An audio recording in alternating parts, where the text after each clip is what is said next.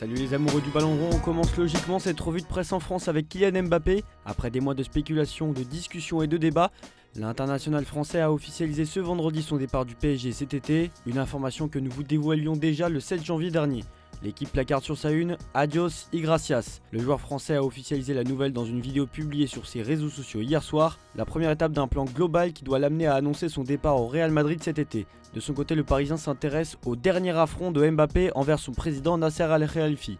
Le journal rapporte que la relation est glaciale entre les deux. À la veille du match contre Dortmund, Nasser était présent à l'entraînement parisien et l'attaquant n'aurait pas salué son président. De son côté, Marca avance que c'est le Parc des Princes qui a le dernier mot dans cette histoire, puisque le joueur de 25 ans fêtera son dernier match au Parc des Princes demain contre Toulouse. Nous verrons comment les supporters lui diront au revoir. Justement, dans sa une du jour, As placarde « Au revoir », une petite pique que le PSG appréciera. Le média espagnol évoque le dilemme de l'annonce de l'arrivée de Mbappé à Madrid. En tout cas, ce qui est sûr, c'est qu'il n'aura pas lieu avant la finale de la Ligue des Champions le 1er juin prochain. Pour la Gazzetta dello Sport, c'est vraiment fini. Le feuilleton qui a duré pendant de longues années voit enfin le bout du tunnel.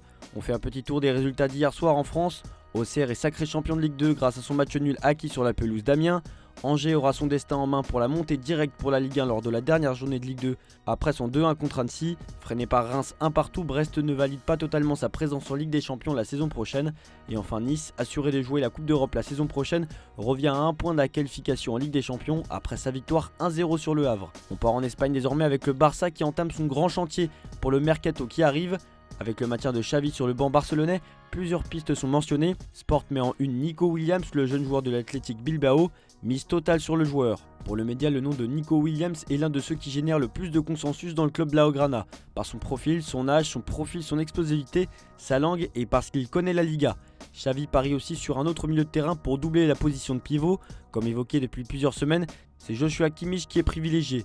Et du côté de Mundo Deportivo, on annonce que Ten Hag voudrait shipper un milieu de terrain au Barça. Le coach néerlandais est complètement fou de Frenkie de Jong, son ancien joueur à l'Ajax Amsterdam. Le coach a toujours en tête de faire signer Frenkie pour l'équipe où il sera la saison prochaine. A noter que le Blaugrana est au courant de cet intérêt et qu'il ne souhaite toujours pas renouveler son bail dans le club espagnol malgré l'envie de Xavi de le conserver puisqu'il le considère comme un joueur fondamental.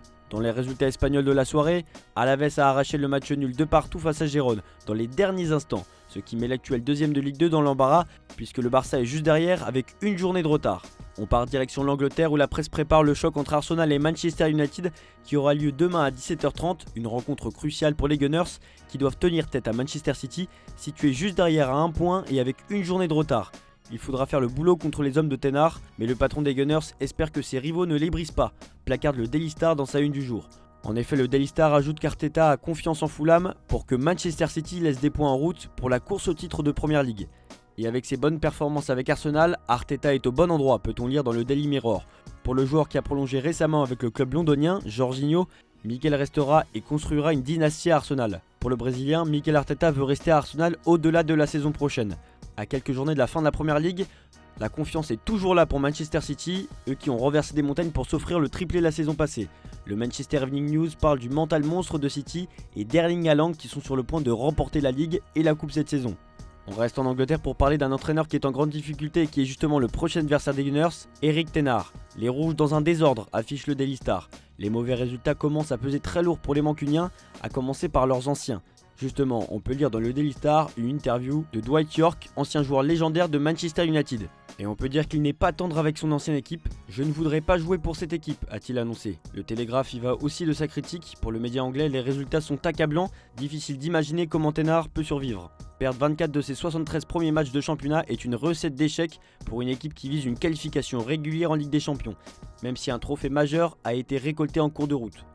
Actuellement 8ème, Manu est en passe de connaître son pire résultat en Première Ligue après avoir subi 13 défaites. Parlons d'un autre coach qui pourrait lui aussi partir, Mauricio Pochettino. En dehors de Chelsea, peut-on lire dans le Daily Star. Dans le Télégraphe, on peut dire que le coach espagnol pourrait quitter Chelsea à la fin de la saison s'il sent que lui et le club ne vont pas dans la bonne direction. Il en discutera calmement avec la direction pour voir si l'envie est toujours là de son côté. Allons, on se dirige vers l'Allemagne désormais avec une bombe lâchée par le média Bild. Julian Nagelsmann a refusé le poste d'entraîneur du Bayern Munich et veut s'inscrire dans la durée avec l'équipe nationale d'Allemagne. Il a déjà commencé à réfléchir à sa prochaine liste pour l'Euro 2024 qui aura lieu dans son pays. Selon Bild, Mats Hummels n'ira pas à l'Euro 2024 alors que Nagelsmann annonce sa liste jeudi prochain. Une nouvelle qui peut étonner quand on voit les récentes performances du défenseur allemand, notamment lors de la double confrontation en demi-finale de la Ligue des Champions face au PSG, où il a été élu meilleur joueur du match à 2 reprises.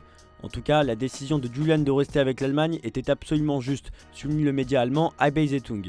Le média parle aussi d'une équipe vraiment excitante à l'approche de la compétition continentale. Dans les résultats d'hier, on a vu Stuttgart s'imposer sur la plus petite démarche contre Augsbourg en Bundesliga.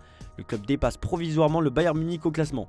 On termine cette revue de presse en Italie. L'AC Milan va dire adieu à Olivier Giroud et pour le remplacer, les Milanais ont déjà jeté leur dévolu sur un attaquant. Sesco voit Milan, placarde le papier rose. Les différentes parties avaient déjà rencontré le joueur il y a 2 ans. Les intérêts sont réapparus pour cet été selon le média italien. Sesco est l'un des attaquants en première ligne pour cet été. Il faudra débourser 50 millions d'euros pour s'offrir les services de l'attaquant slovène de Leipzig. Autre poste qu'il faudra remplacer, celui de l'entraîneur. Milan veut remplacer Pioli et faire venir Conceição. Il y a d'abord une Coupe du Portugal à aller chercher en finale contre le Sporting Lisbonne et après ça, le Portugais se dit prêt à étudier l'offre de Milan.